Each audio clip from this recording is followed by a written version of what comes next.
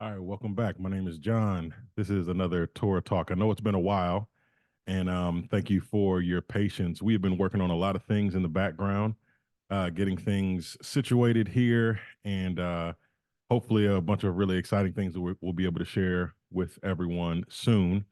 But since it's been a little bit, I want to pick back up and before we study the story of Noah, I want to do a little bit of a review for all of us.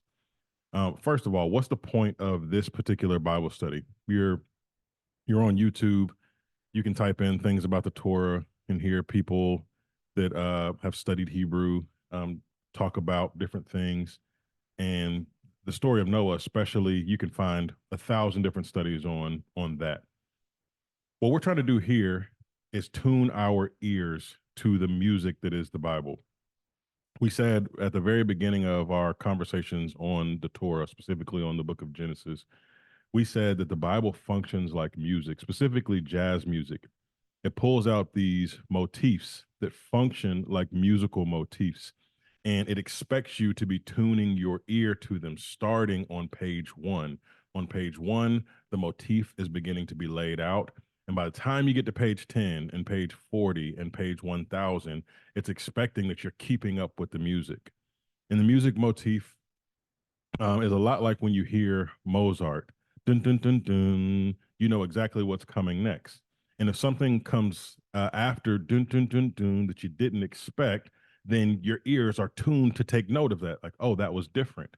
This is exactly how the Bible uses these motifs, these patterns, these poetic patterns. Now, the Bible has an agenda. The Bible absolutely has an agenda. And the Bible's agenda is not just to tell history in a stale, straightforward, linear manner. If it was, then there's a lot of details that we would have gotten that we didn't get. And there's a lot of details that are in the Bible that really shouldn't be there. As you examine the Bible on its own terms, as you listen to what it's saying rather than imposing what you want it to say on it, what you realize is the Bible has a at least a dualistic agenda. It wants to tell truth, but it wants to do it in a way that is beautiful. And this is where the patterns and the melody and the music comes in. It's not enough for the scriptures to just tell you a story about what's happening.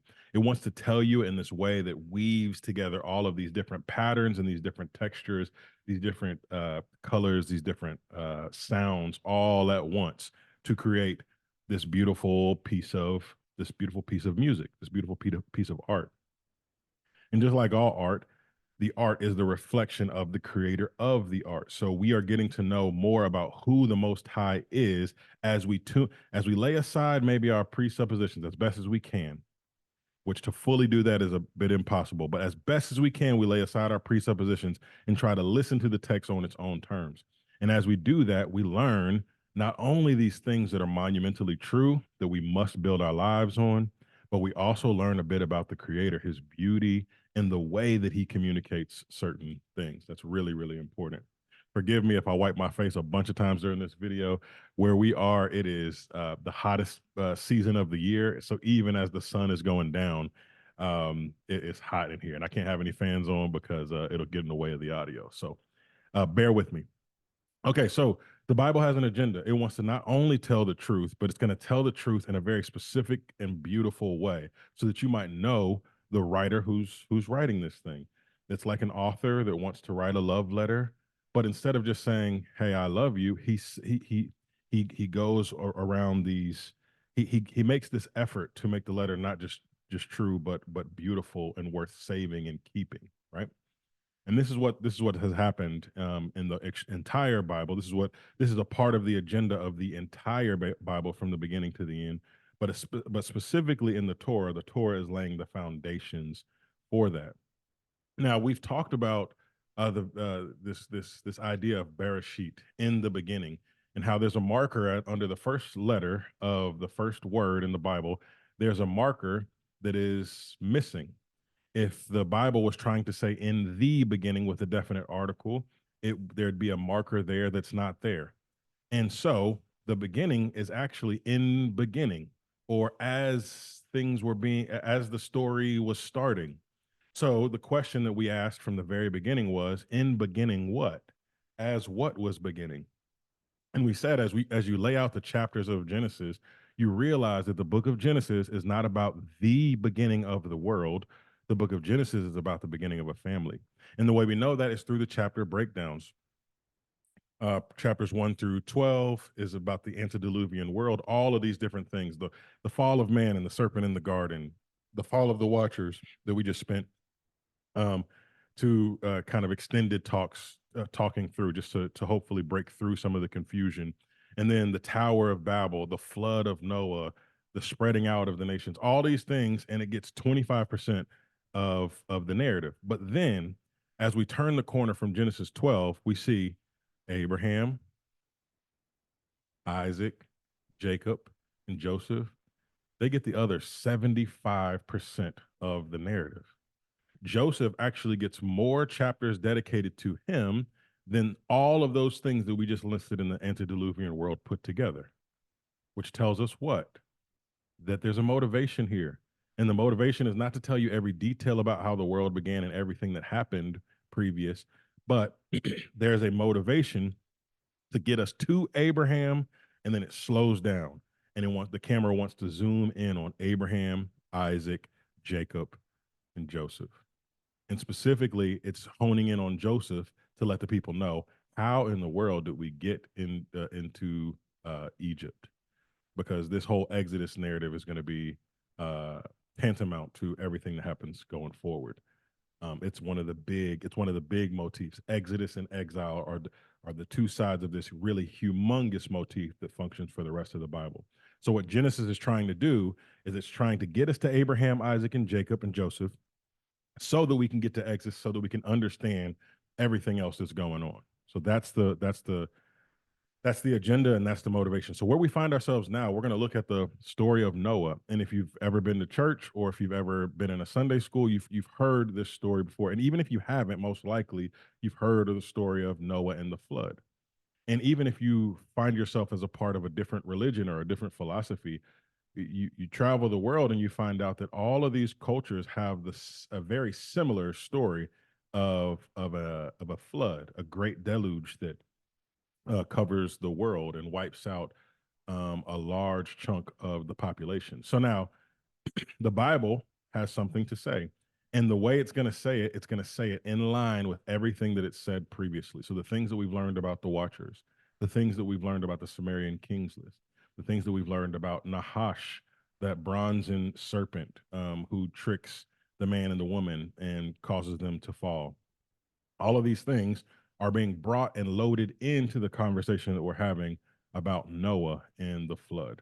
So now, with that in mind, let's begin to start to take a look at Noah and the flood, specifically through the lenses of the motifs that the Bible's bringing out. And there's several chapters here. We're going to look at the end of chapter 6 all the way through the end of chapter 9. So it's going to be impossible to touch every single detail. But again, what we're doing is we're looking for those musical notes that show exactly how this fits into the rest of the motif. Before we do that, we've talked before about how the Bible uses names and how the names project meaning into the story. And as we come to this part of the story, there's this little boy named Noah who was born and obviously becomes a man. And his father names him Noah, and Noah it means rest. Noah in Hebrew means rest. Noah is the 10th from Adam on the side of Seth, the you might say the good side of the genealogical line of Adam.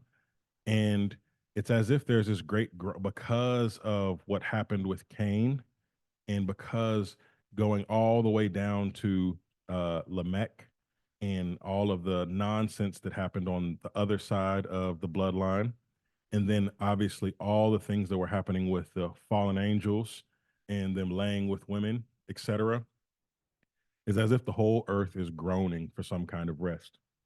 And what does the Most High do?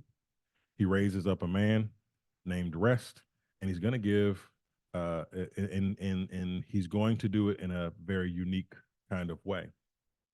And this is the first point about the story of Noah. The story of Noah functions as an archetype of God's wrath. But God's wrath and God's rescue almost always in the Bible go together. As he pours out his wrath, he is also setting aside a people and a remnant for rescue over and over and over again. And this story function as the motific archetype, the beginning of this new pattern, this new note, this new string of notes that's going to say, oh, just like Noah, these certain things happened, even though Noah himself finds himself in the pattern also. And let's just look at it.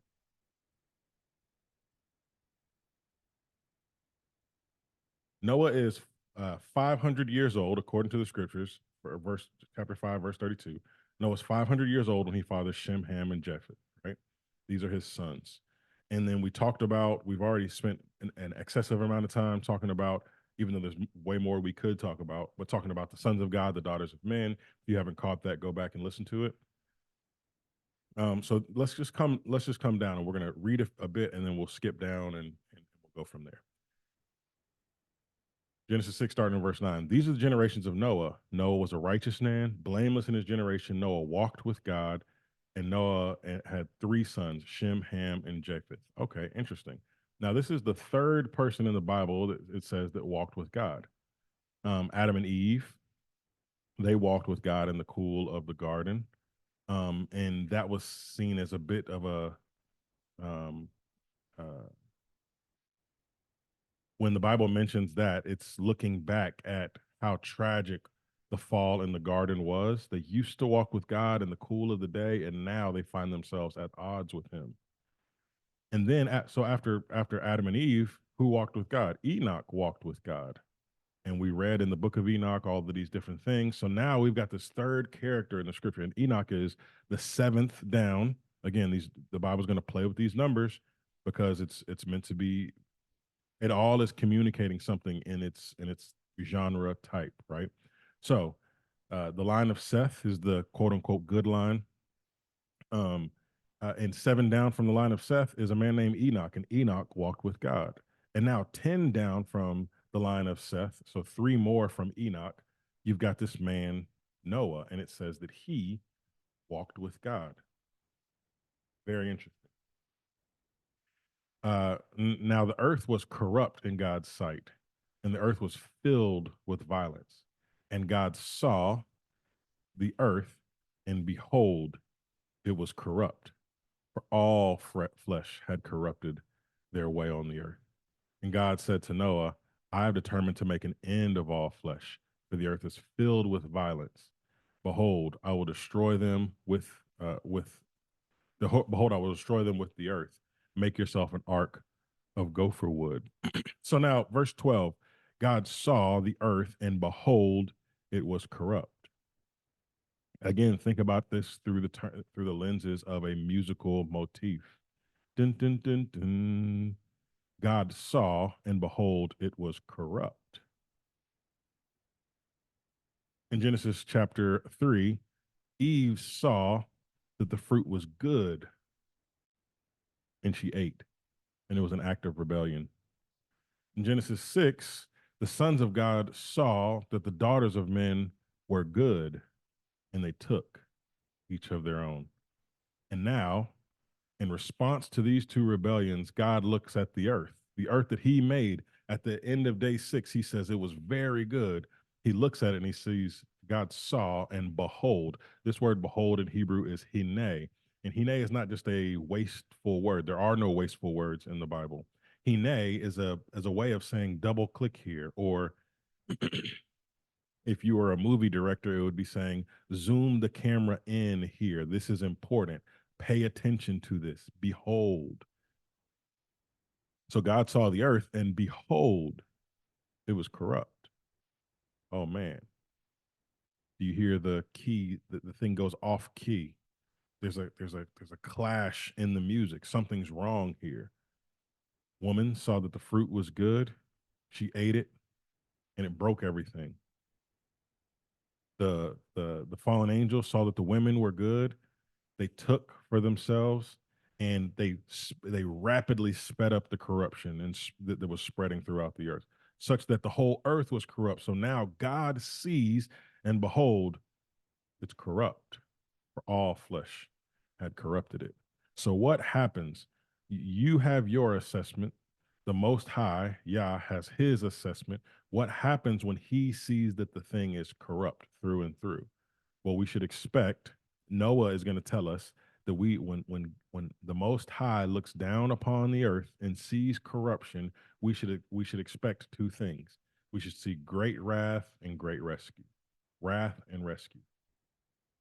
So now, verse 14, it says, "Make for yourself an ark of gopher wood."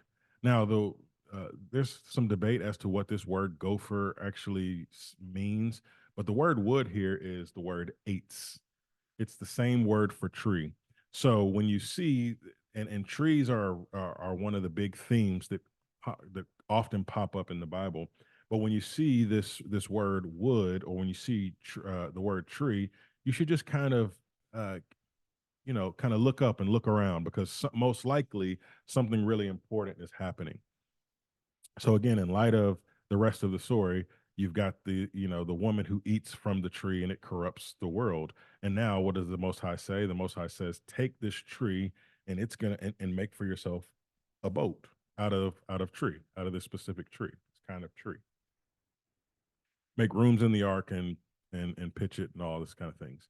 Verse 17, for behold, I will bring a flood of waters upon the earth to destroy all flesh, in which is breath of life under heaven. Everything that is on earth shall die, but I shall establish my covenant with you, and you shall come into the ark, you and your sons and your wives.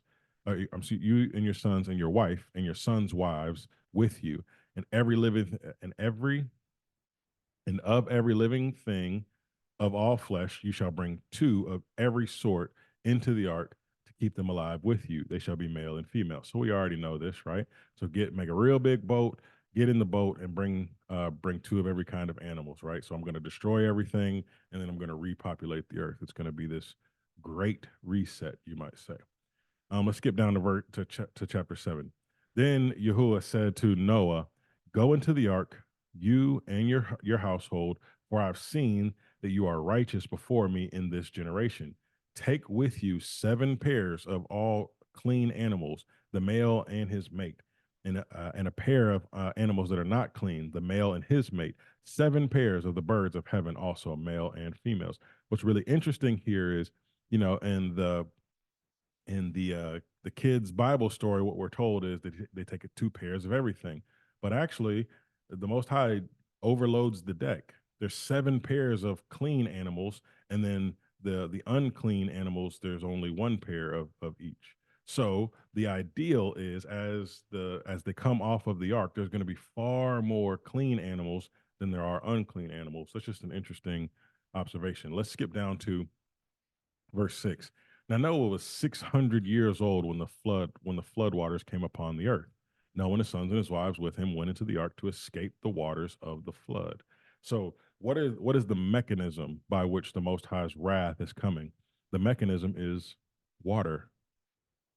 And also Noah is 600 years old. So now the last verse of Genesis 5 tells us that Noah was 500, and now by the time he's 600, there's this flood that's coming on the earth. Now, it doesn't say that the Most High is actually warning Noah when he's 500-year-old, but there is some kind of implication that around the time that he's had Shem, Ham, and Japheth, now the Most High is ready to enact this plan. And it takes 100 years.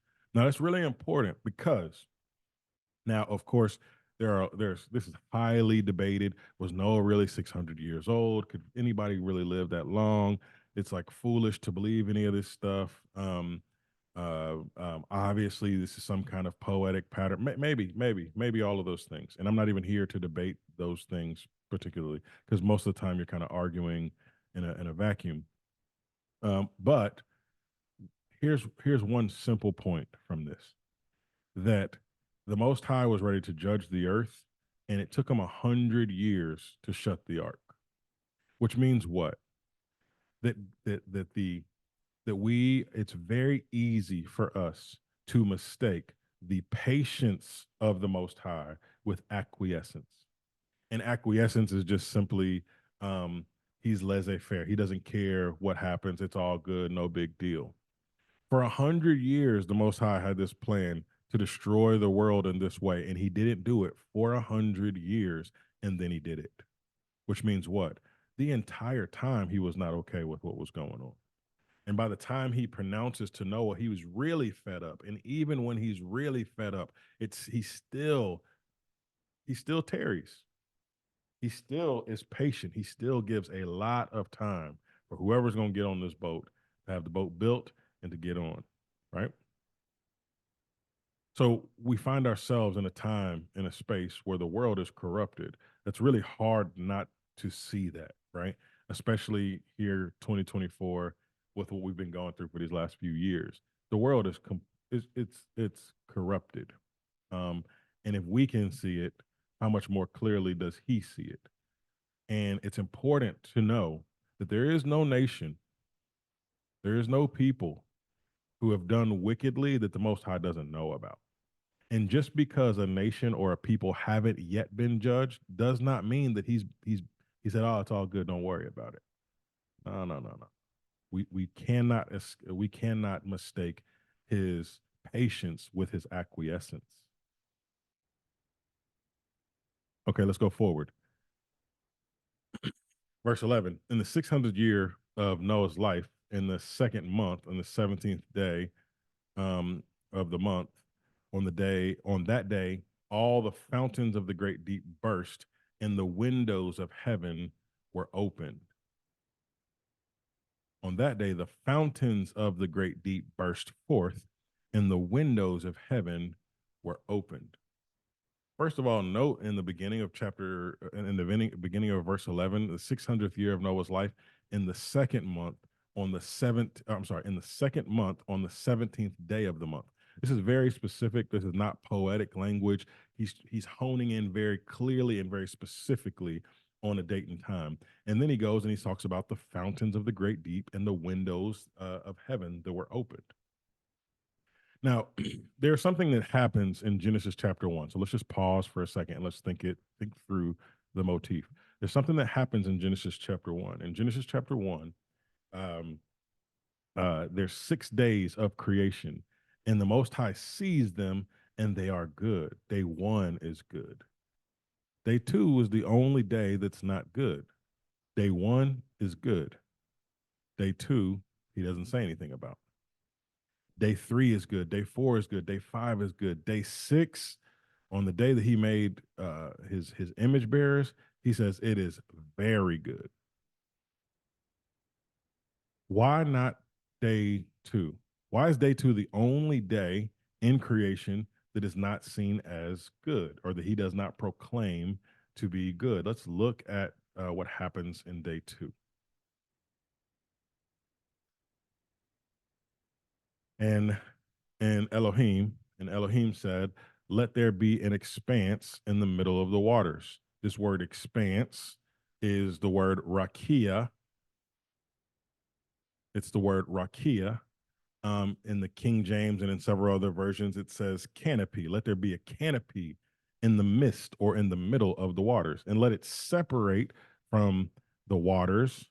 Let it separate the waters from the waters. Verse 7. And Elohim made the expanse and separated. Now, this is the first time this verb made is used in the Bible. And the imagery is him, putting his hands to something and crafting something. So before this, he's only speaking and he's creating by way of his words. But now he actually makes something. And the thing that he makes is this thing called the rakia, or the canopy, or the expanse. And God made the expanse and separated the waters that were under the expanse from the waters that were above the expanse. And so it was. And God called the expanse heaven, or Shemayim. So the name of the expanse is what? The name of the expanse is Shemayim. And if you don't understand the significance of that, go back and let's look at our conversation on Genesis chapter 1, where we discuss that more clearly. But the name of the expanse is heaven, or Shemayim. And there was evening and there was morning the second day. He does not proclaim it to be good. That's interesting. So the only day that's not proclaimed to be good in creation is day 2, when he is separating the waters above from the waters below, and he's putting a rakia, or an expanse. Josephus, who was the Judean historian at the time that Jerusalem was ransacked, he's brought into a Roman cohort and asked to write the history of the Jews, and he says that oh, it's a crystalline dome. There's a crystalline dome above us. It's a big crystalline dome above us. This is what Josephus says. This is what their understanding of this thing was. Okay, so and this apparently, according to Genesis 1, this expanse, this rakia, is called Shemayim. It's called heaven, but it's not called good. Nothing in this is called good. All right, let's get back to our actual passage. In the okay, verse 11, in the middle right here, the highlighted part. On that day, all the fountains of the deep burst forth, and the windows of heaven were opened. Oh, okay, that's interesting. So on the day of creation, Genesis chapter 1, how does the Most High create the world? First, he hovers over the deep, the great deep. He hovers over the waters. This is the first part of Genesis 1. And then he speaks, and as he speaks, light. He creates light, and he calls the light good, and he calls the light day. He names it. He calls the light day.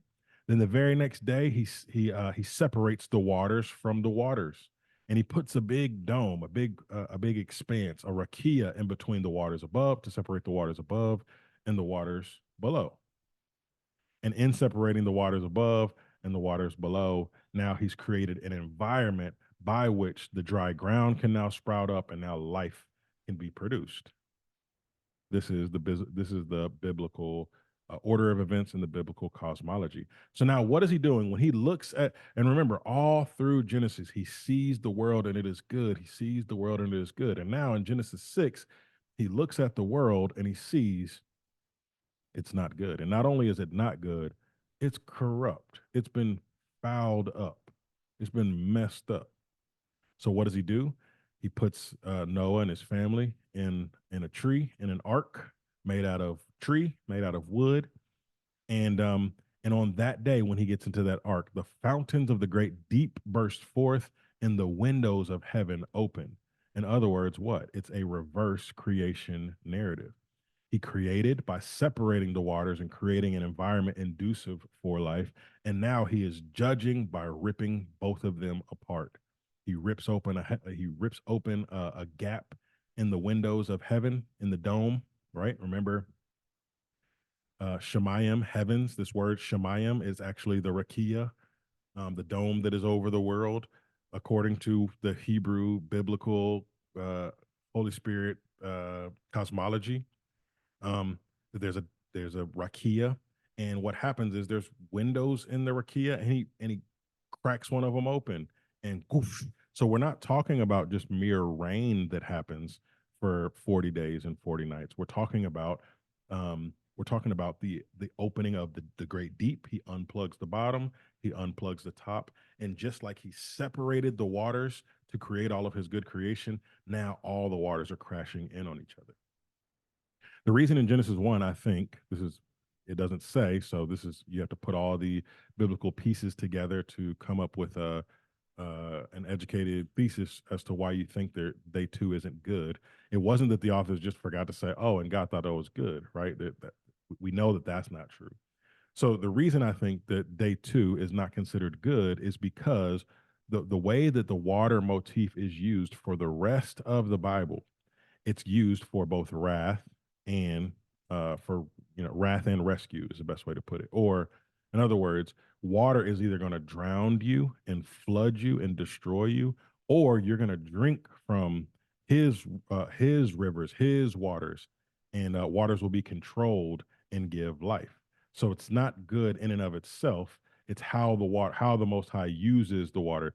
The Genesis 1 starts in a garden with a tree. Revelation 22 ends in a garden city, and there's this great tree that has all these different fruits, and it's plugged into this river that runs through it that gives the tree its nourishment. So the chaos waters are turned into a water, the waters that give the tree of life its life.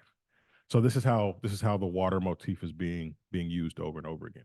All right, back to the Noah story. So how does God judge the earth? He judges the earth in the inverse way that he creates it. He creates the environment for life by separating the waters above, waters below. Now the dry land can pop up, and vegetation and animals, and then finally people will be able to live, move, and breathe. So when he wants to judge the earth because he sees that it's not good anymore, it's corrupted, what does he do? He unplugs both and he floods the waters. This is how he resets the world. So, what does the Noahic life look like on the boat? It looks a lot like Genesis 1.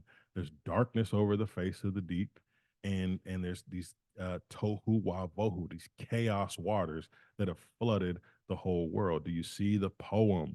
Do you see the motific beauty of the story that's being told? Do you now know your creator a little bit better? The same way he creates the world is how he destroys it. It's an inverse, and he wants us to see these things. Um, Verse 17, the flood continued 40 days on the earth. Again, that number 40 is going to come up a whole bunch of times. Noah's 40, Moses is 40 years old. Moses' name means through the waters, right? Because he's rescued on an ark and brought into Pharaoh's house. And he's raised for 40 years as if he was one of Pharaoh's own sons. Then he spends 40 years in the wilderness. Then so there's a whole bunch of 40s over and over and over again. And here's where we see it first with this flood narrative. The waters increase, the waters increased and bore up the ark, and it rose high above the earth. Verse 18, the waters prevailed and increased greatly on the earth, and the ark floated on the face of the waters. This is just this little paragraph, or this little phrase is taken straight out of Genesis 1. If you don't know what we're doing a Genesis 1 thing. We have gone back to tohu wa bohu. There's chaos on the face, there's darkness on the face of the waters. Everything has been reset and redone, and it's only those in the ark that are preserved. The waters prevailed so mightily on the earth that all the high mountains under the whole heaven were covered. Just in case you didn't understand, this is not a puddle, this is not a pool, this is not a really hard rain, this is not a hurricane. This is something very, very different than that. This is a cataclysm. Let's let's skip down a little bit. Chapter 8. But God remembered Noah and all the beasts and all the livestock that are with him in the ark. And God made a wind blow over the earth, and the waters subsided. The fountains of the deep and the windows of the heaven were closed. Just in case you thought he made a mistake in saying the things that he said, he repeats it. Again, he brings the motif back up. The fountains of the deep, the windows of heaven, they're closed. The rain from the heavens were restrained, and the waters receded from the earth continually. At the end of 150 days, the waters had abated. And on the seventh month of the 17th, on the seventh month, on the 17th day of the month, the ark came to rest on the mountains of Ararat. And the waters continued to abate until the 10th month. And the 10th month, on the first day of the month, the tops of the mountains were seen. So again, if you're paying attention, this looks exactly like Genesis. In Genesis 1, the Most High he hovers over the face of the waters. He speaks. He creates light. Then he separates the waters from the waters. After creating the rakia, he separates the waters from the waters, and then after separating the waters from the waters, he's allowing the dry land begins to poke through the waters and be separated, and now there's a space wherein life for land animals and vegetation and ultimately humans arrives. This is the exact same image that we're seeing with Noah. Now Noah's boat, the ark, has landed on this mountain, and after 150 days, now the tops of the mountains are starting to poke through the chaos waters, and now an environment for new life is being created.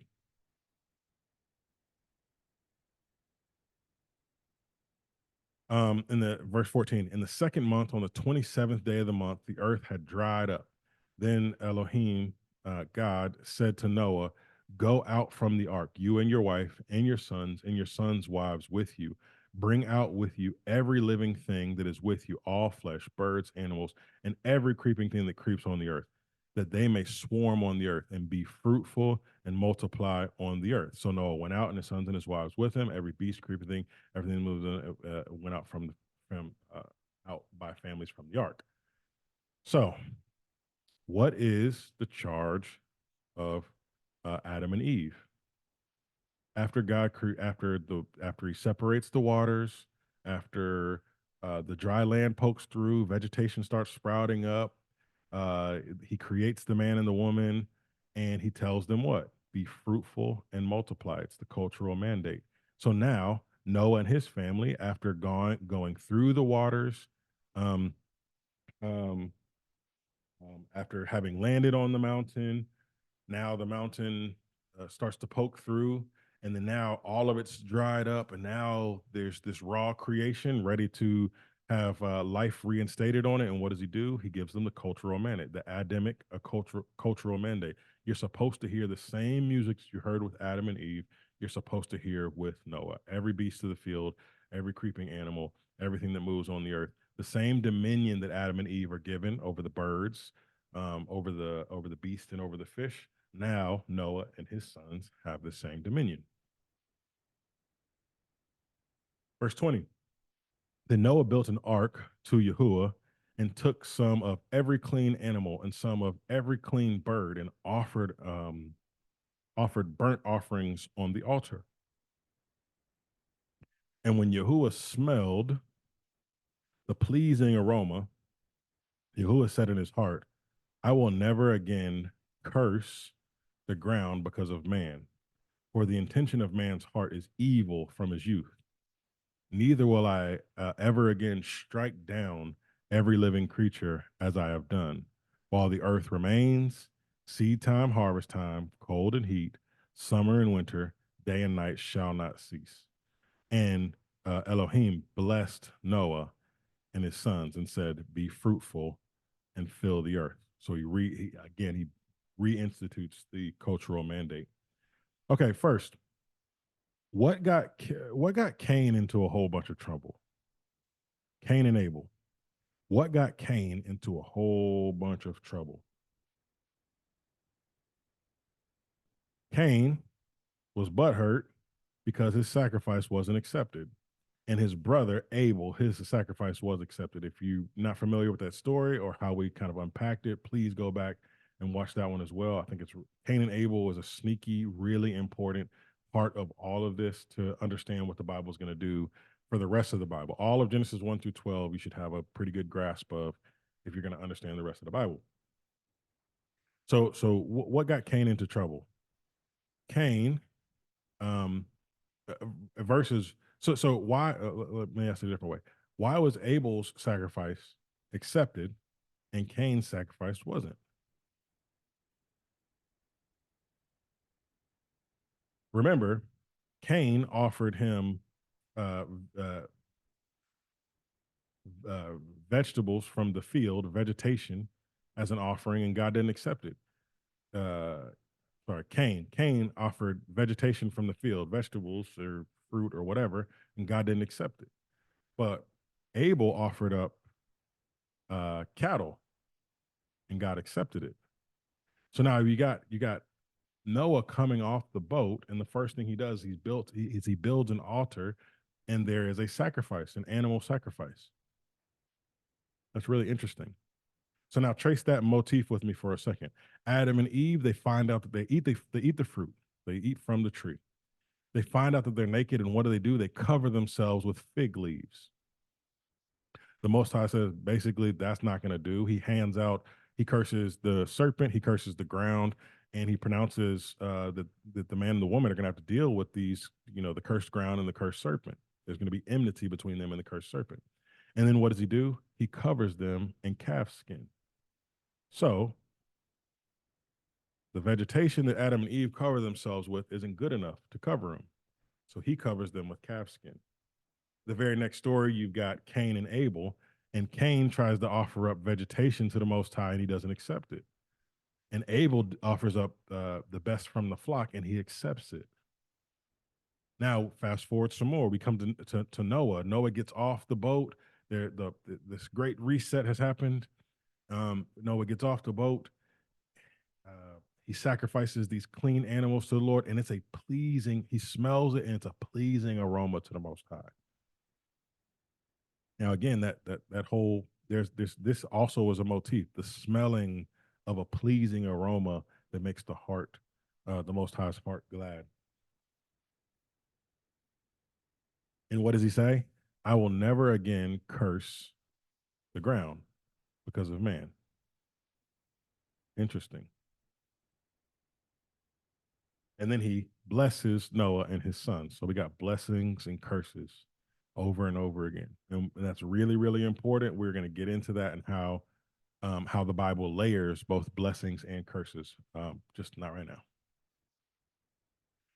Chapter 9, and God blessed Noah and his sons and said to them, be fruitful and multiply. The fear of you and the dread of you shall be on every beast and upon every bird of heaven and upon every creeping thing that creeps on the ground and all the fish of the sea. So now, when the Bible talks about dominion over this world, the blessing of having dominion, it's for his image bearers, specifically those from the line of Adam and Eve.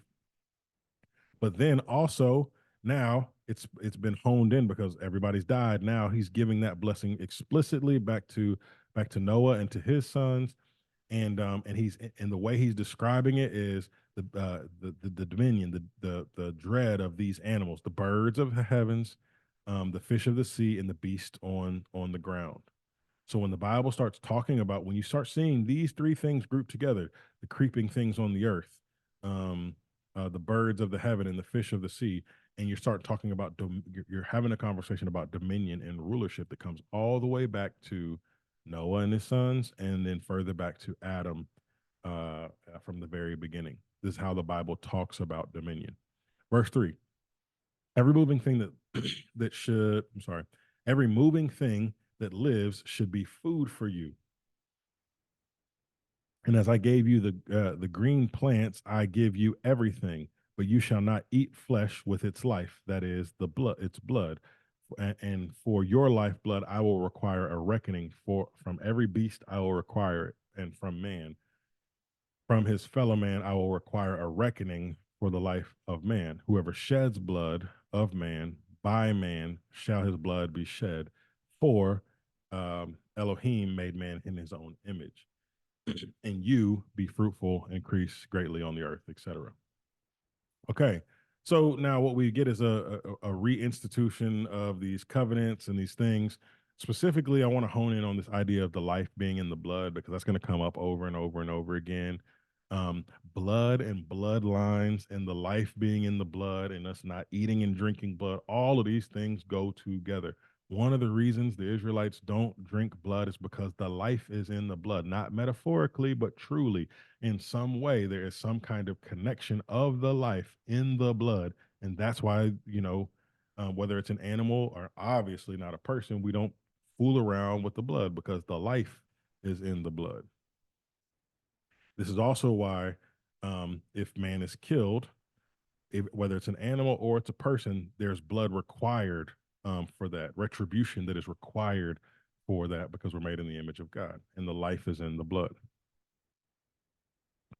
Okay, so we got the rainbow, the covenant. Verse 11, I will establish my covenant with you that never again shall all flesh be cut off by the waters of the flood, and never again shall there be a flood to destroy the earth. And Elohim said that this is a sign of the covenant that I make between me and you, and every living creature that is with you for all generations. I have set my bow in the cloud, and it shall be a sign of the covenant between me and the earth. When I bring clouds over the earth and the bow is seen in the clouds, I will remember my covenant. So who is the covenant of the rainbow a sign for? It's a sign for himself. So when we fast forward to book of Revelation, and it says that he's seated on a throne and there's rainbows that surround his throne, what are we talking about?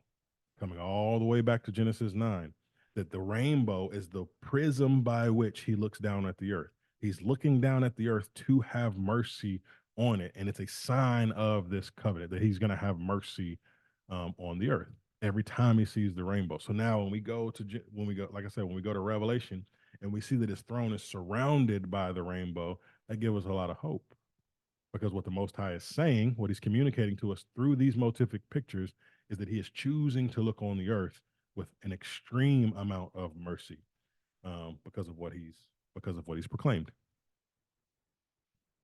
And the water shall never again become a flood to destroy all flesh.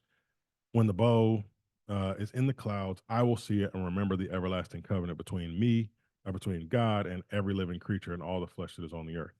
And Noah said, "This is the sign of the covenants that I've established." Um, okay, now this is really interesting. Verse 18: the sons of Noah who went from the ark, where Shem, Ham, and I'm sorry, the sons of Noah who went forth from the ark were Shem, Ham, and Japheth. It says this over and over again. Ham was the father of Canaan. That's really interesting. What does that matter? Why does this now pull this little phrase out? Ham was the father of Canaan. That's interesting. Verse 19: these were the sons of Noah, and from these the people of the whole earth were dispersed. Noah began to be a man of the soil. Who was a man of the soil back in earlier in Genesis? Hmm. Was it Cain or was it Abel? Cain was a man of the soil. So as soon as they get off the boat, he creates an altar and does an animal sacrifice, and it's pleasing to the Lord. And he says, "Be fruitful and multiply. This is going to be great. Everything's going to go well." He shows the rainbow. He says, "I'm going to look through this. I'm going to every time I see the rainbow, I'm going to have mercy on you. I'm going to choose. I'm going to continue to look through this prism of mercy upon the earth." Now they get off the boat, and it says that Noah began to be a man of the soil, and he planted a vineyard, and he drank the wine and became drunk and lay uncovered in his tent. And Ham, the father of Canaan, okay, again, so now Canaan's been singled out again, saw the nakedness of his father and told his brothers outside. Then Shem and Japheth took a garment and laid it on both of their shoulders and walked backward and covered the nakedness of their father. Their faces were turned backwards, and they did not see their father's nakedness.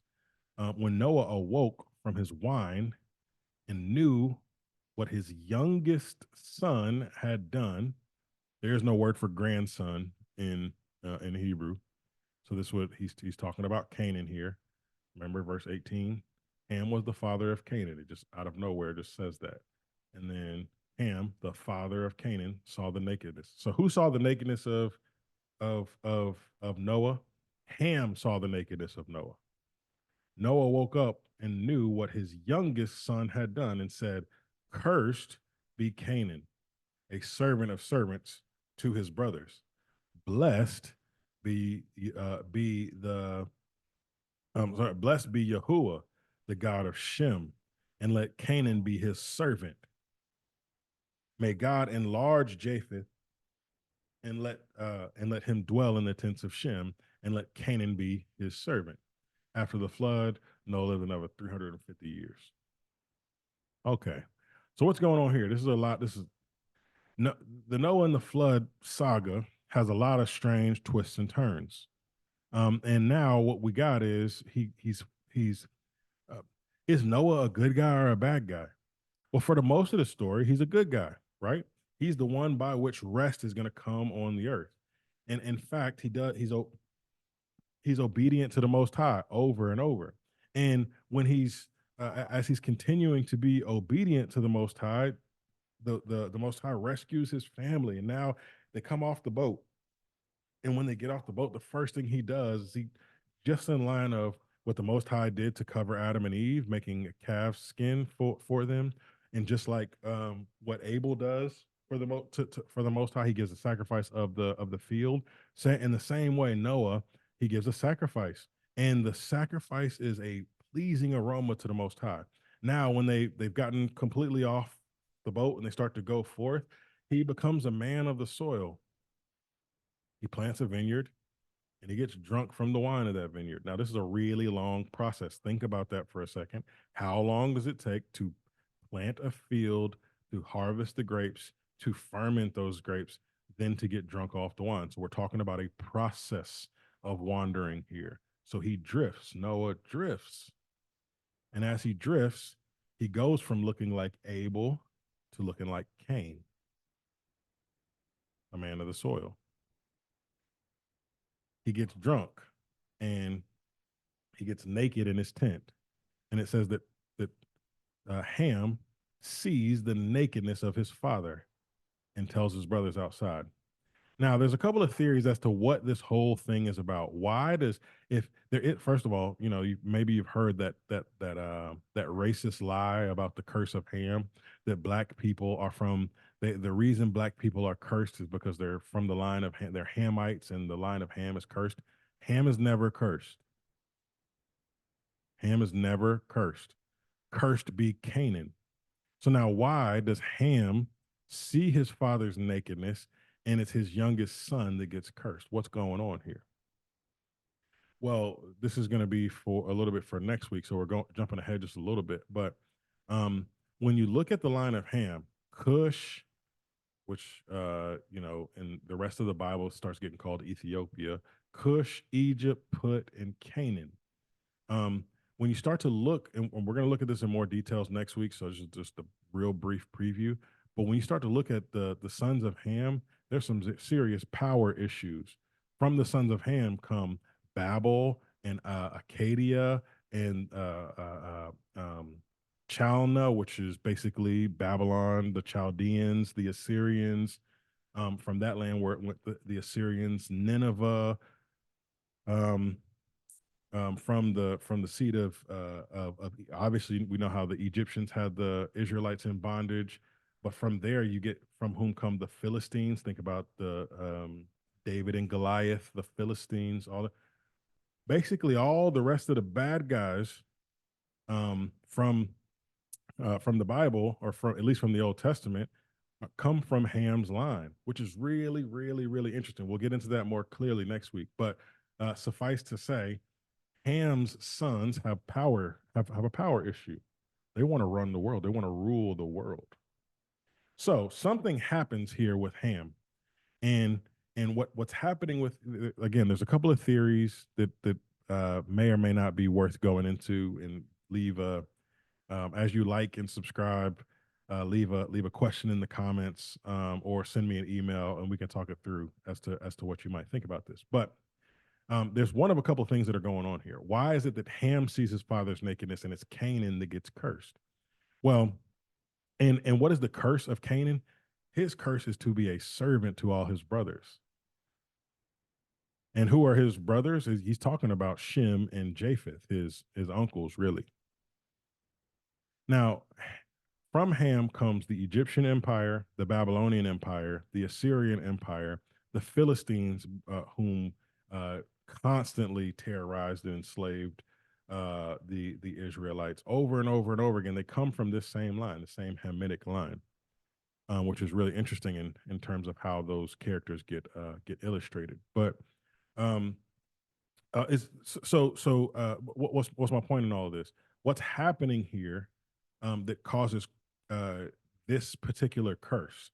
The reason they're cursed in this way is because this is what's happening. Whatever happens in this tent, it's a play for power. There's two pretty decent theories here. The Apocrypha talks about how there is this garment that the Most High gave Adam, and this garment was basically the garment of rulership, this garment of leadership. And somehow Ham is the one who as Noah gets naked in the tent, he's taking off this garment that is the garment of leadership. This is also why the Freemasons have that little weird apron over them. What they're saying is that they're the ones who that wear the garment of that they run the world, basically, because they know these stories even if we don't, right? These apocryphal stories. So basically, Ham is making a power play to take his father's garment, and the way his father and the reason why his father curses his son is because he's cursing his lineage. He's saying, because the life is in the blood, right? He's saying, what you're trying to do is to usurp power from me by way of, with my nakedness being uncovered, um, trying to basically take this garment or whatever for yourself. But what's going to happen is your youngest son is going to be a servant of all servants. The very power that you crave is going to be denied you. The other theory that I think is a really decent theory, and I'm not sure which one I lean towards the most. The other theory is in Leviticus, it talks about um, do not sleep with your father's wife that is uncovering his nakedness. It uses that term explicitly. So there are those that say what happens is Ham lays with uh, his father's wife as a power play, and we see that over and over again. Same thing happens with David. Um, when Solomon becomes king, one of David's sons comes to him and says, "Okay, I'll let you be king. It's all good." And then he sneaks away to Bathsheba and says, "Hey, it's all good. We're going to let Solomon be king. No problem. Just give me David's concubine." And the reason that was so offensive to Solomon is because if you have David's concubine, you're basically saying you have his throne. It's a power play. So there's some kind of power play going on here, and through that power play, Noah curses the youngest son of Ham. I'm sure that doesn't answer all of the questions, but those are, I think, the two best theories as to what's going on here. It's not literally just him seeing him naked in his tent. There's something. There's a deeper layer of a power play going on with Ham, and it gets his youngest son Canaan cursed. Okay, blessings and curses. Yeah, let's just do this really briefly. Blessings and curses. Is Canaan blessed or is he cursed? Is Canaan blessed or is he cursed? Well, the Bible says he's cursed, obviously, right? But he's made in the image of the Most High. And he's part of the consortium that's been told, you have dominion over the birds of the heaven, over the beasts of the field, over the fish in the water. Be fruitful and multiply, fill the earth, subdue it, right? So he's got an Adamic blessing on his life. Why? Because he's made in the image of God. But now he finds himself cursed. So which one is true? The answer is they're both true. I was told by a pastor whom I love and I deeply, deeply respect a long time ago. I was told that that you can't be blessed and be cursed, and then when you come to Christ, that all the blessings of God are yes and amen, which is true. That's First Corinthians, right? And you can't there can't be blessing and cursing in the same spot. And it's like, okay, that makes a lot of sense. That sounds good until you come to the scriptures. And the scriptures over and over again deal with these blessings and these curses as these layered realities that you, because of who you are, you can be blessed and be cursed. And Canaan is an example of that. He's still an image bearer. He doesn't lose his image bearerness, the blessing that it is to be an image bearer. He doesn't lose his dominion over the fish, over the birds, and over the beast because he's now cursed. But now he is cursed to also be a servant to his brothers. This is important to tuck away because eventually we're going to get to Deuteronomy 28 and we're going to see these blessings and these curses for the specific people. In fact, the people that Genesis is talking about, the people that Genesis is trying to focus on, right? And there's going to be this covenant conditional blessing and curses promises. And these people are highly blessed, and the Most High gives them a covenant. And he says, I will do it, right? He causes Abraham, I'm getting a little bit ahead of myself. He causes Abraham to pass through um, these broken pieces of animal, and he makes this covenant. I'm sorry, he causes himself. Abraham goes to sleep. He crosses through these broken pieces, and he makes a covenant with Abraham, and he says essentially, I will do it through your line. The world's going to be blessed, and that's that. And then by the time we get to Deuteronomy 28, we see that there's these conditions, and in these conditions, he says, you act up, you do what I say, and it's going to be all good. Blessing going in, blessing going out. You act up, it's going to get really, really bad for you. So which one is true? Is it possible for you to individually be blessed and to be a part of a people that is cursed? And the Bible says absolutely yes. And if that confuses you, we'll get there eventually. That's just a preview. But here we go. Is just a little microcosm of that. They get off the boat. Some interesting things happen. And the whole point of Noah first succeeding with the sacrifice of an animal and then failing with the tilling of the ground. He's showing that he's in the motif, in the music of it all. First, um, he looks like Abel, who was slain, and then by the time it's all said and done, after a period of wandering, he looks like Cain. And what we're supposed to see is that the seed of the woman has not yet come. He's not the ultimate one that's going to give the world rest. That the world is looking for the seed of the woman who will crush the head of the serpent, and it's not Noah. Over and over and over again until we get to Mark chapter 1, when he says, "The time has fulfilled, the kingdom of God is hand, repent and believe the gospel." Until we get there, we're going to get all of these really good characters like Noah and Abraham and um, Isaac and Jacob and Joseph and David. Some of these men who Hebrews 11 says the world is not worthy of them. And they're going to have such great blunders and such great falls that we see. As great as these men are, they're not the seed of the woman.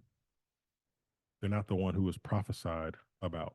So that's what's going on with this whole Noah thing. When he gets off the boat, he does right, then he does wrong, and we're supposed to go, dang, it's not him. I wonder when the seed of the woman is coming. His name is rest. I thought he was going to be the one that brings us rest. I wonder when the one who brings rest will come. Okay. So this cursing and this, I'm sorry, the blessing of Shem. Now, this is going to set us up for where we're actually going next, because Shem, the word Shem means name. That's the Hebrew word for name or reputation. And when in Genesis 6, when the sons of God sleep with the daughters of man, they create these Nephilim. And what the Bible says is that these were the men of renown, the mighty ones, the men of renown. It's the word Shem. These were the men of Shem, right? That everybody looked up to. These were these great warriors. They were these huge giants that people served. And now what happens is the flood has happened. The world's been wiped out. There's been these fumbles already from the reinception of everything. Canaan gets cursed, but the Most High blesses this man named Shem. His name means name or reputation. And now the very next thing that comes is a whole long list of names, and we'll get into that next week. Here's the big thing. Here's some of the big takeaways that I want you to have from these chunk of chapters. One, that the Bible is um, it is the Bible's like music, and unless you tune your ear to the music, there's going to be a lot of things there's a lot of details that we skipped. As you can see, we didn't read most of what goes on in these 3.5 chapters, so I tried to just hit the big highlights. But if you don't understand how this all fits in with everything else, then you can be lost on your own island. Just believing whatever you read in a storybook Bible or in a kid's Bible, or what you saw in Sunday school. Instead, what the Bible wants you to do is carry along with you all these other stories and see how they mix and match and integrate. And what this story tells us is the story of God's wrath and rescue. And this is the first in that line, in that theme. And that what happens is, what God does is he's going to do it over and over and over again. We'll see it over and over and over again. The same way that God creates, he destroys. And he the same way and he chooses to rescue. He rescues in the same way. It might be a little bit different here and there, but it's thematically the same way that he rescues over and over and over again. So if you see darkness covering the world, according to Isaiah 60, darkness covers the world and great darkness the people, and at that time light shall rise upon you. If you see the world getting darker and darker, what should you expect? You should expect great wrath, some kind of a flood. Now, we know there's not going to be a flood of water because he's promised that that's not going to happen, but some motific kind of a flood of God's wrath. But we should expect an ark.